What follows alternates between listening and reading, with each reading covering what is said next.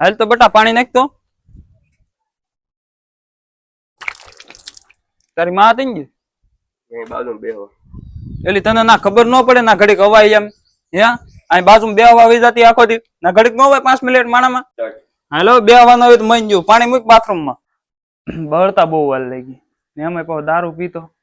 લાકડા પાછા માવઠાનો વરસાદ ચલ પલ્લી ગયા અને એનો ઓલો મોટો છોકરો એટલો અવળસંડો બાપ ભલે ગમે એવો હતો આગ પકડીને તો આગળ હાલવું જો કે નહીં આમ વાહે આયલો હવે માવા સોળતો ભલે ગમે એટલો દારૂ પીતો પણ બજારે ગાય ન બોલતો